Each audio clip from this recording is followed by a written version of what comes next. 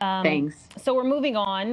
The Duke and Duchess of Sussex are breaking tradition when it comes to their new baby. They want this little thing called privacy. Imagine. Well, apparently the British media is not feeling this change at all. So I want to go to Julia McFarlane in London. Julia, let's talk about this. Why are the tabloids so upset at a normal couple, not a normal couple, but a couple wanting privacy? Exactly, Kimberly. I think what this is showing is that there really has been quite a deterioration in the relationship between some of the British tabloids and Harry and Meghan. They announced a few days ago that their plans for welcoming the birth of their new child, they were going to celebrate together privately as a family, and that they would then look forward to sharing photos of the newborn and of the new family in their own time. Now, this caused a bit of a stink with the tabloids. Don't forget, they make huge amount of money, massive increase in their circulation with content about Harry and Meghan because of the overwhelming public interest into them. And the idea that they're not going to be able to capitalize on the new birth immediately has really put quite a lot of noses out of joint, but some really quite excoriating words coming out of some of the tabloids. I just want to bring you a couple of lines. The Sun, which is a daily tabloid. It's the biggest newspaper in circulation in the whole UK. Biggest newspaper as well as the biggest tabloid.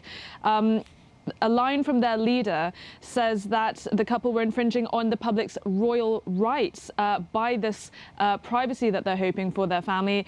It goes on to say, the public has a right to know about the lives of those largely funded by their taxes. You can accept that or be private citizens, not both.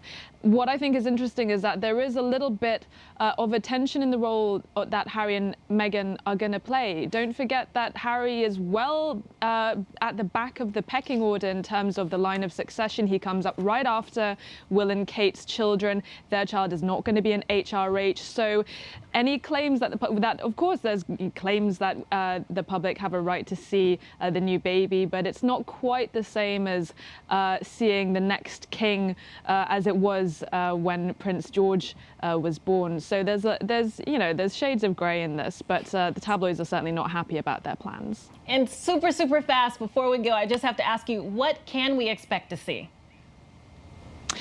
Well, there was a lot of speculation that the couple might have their birth in the Lindo wing, which has a lot of association with royal births, but it seems now that that's not likely to be the case. And we don't actually know where it's going to happen. We don't know if Meghan will have a home birth, whether she'll have the birth in another NHS hospital or a private hospital. But I think what we can expect is that the palace will announce that the Duchess has gone into labour, news updates on the health of the mother and the child, and then in the days to come, I think in their own time, once Meghan's rested and recovered, that we'll see some beautiful photos of the new family, which we'll all be really excited about, but it will be in their own timetable, and I don't think we'll see anything immediately after the birth, the way that we did with Will and Kate.